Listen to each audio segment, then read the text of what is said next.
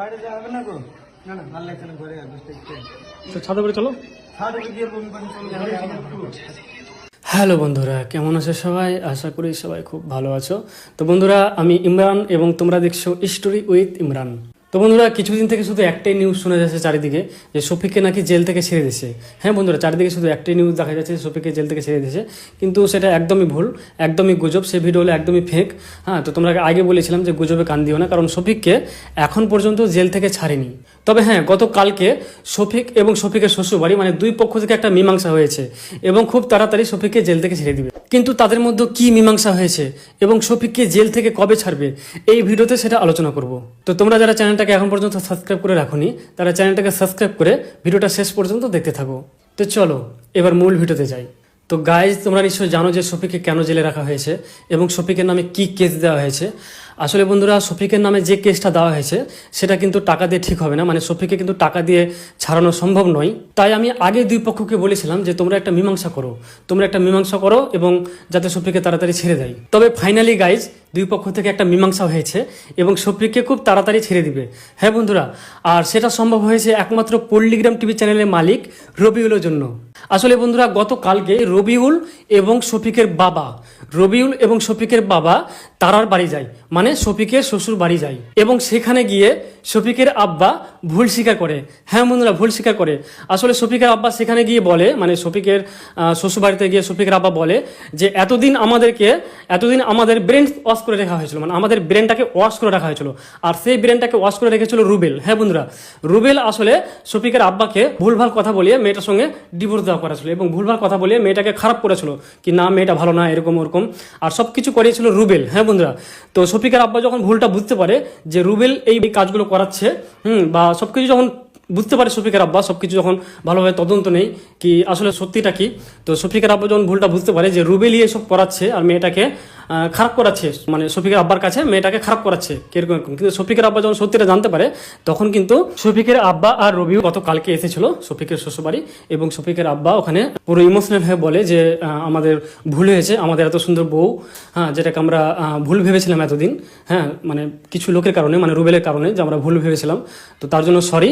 আর আমরা চাই যে তারা আর শফিক এক হয়ে যাক এবং তারাকে আমরা আমাদের বাড়ি বউ করে নিয়ে যাব, এই কথাটাই বলে বন্ধুরা। তবে বন্ধুরা, ফাইনালি শফিককে 15 তারিখ জামিন করবে। হ্যাঁ বন্ধুরা, সামনে 15 জুলাই শফিককে জামিন করে দিবে।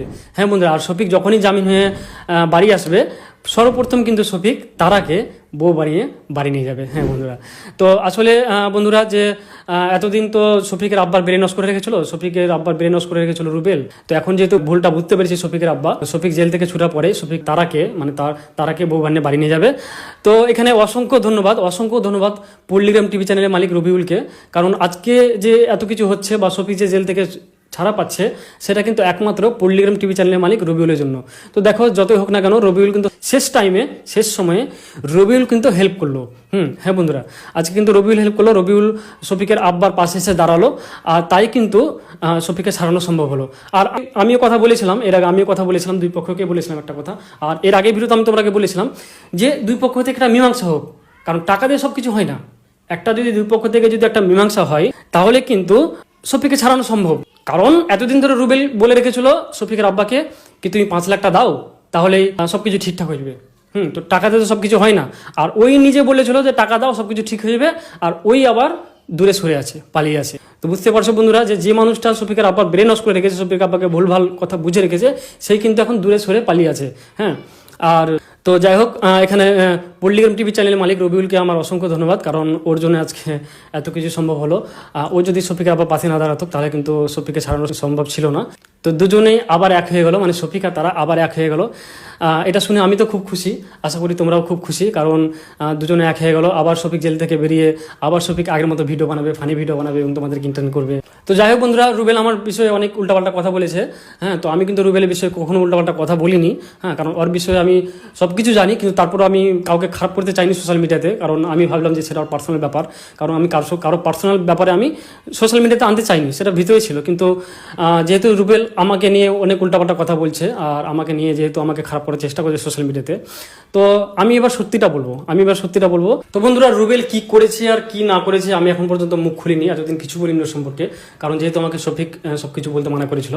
কিন্তু যেহেতু ও আমাকে নিয়ে মিথ্যা কথা বলছে, অনেক উল্টাপাল্টা কথা বলছে, তো আমি নেক্সট ভিডিওতে একদম প্রমাণ সহ ভিডিও বানাবো রুবেলকে নিয়ে। তো তোমরা সেই ভিডিওগুলো দেখো, আর সেই ভিডিওগুলো দেখে তোমরা বিচার করো, কারণ একতরফা ভিডিও দেখে তোমরা ওর কথাগুলো বিশ্বাস করি না। কারণ আমিও কি বলছি, আমার কথাও শুনো, আমার কথা শোনার পর তোমরা বিচার করবে যে কোনটা সঠিক আর কোনটা সঠিক নয়। তো বন্ধুরা, আজকে এই পর্যন্ত। সকলে ভালো থেকো, সুস্থ থেকো, বাই বাই।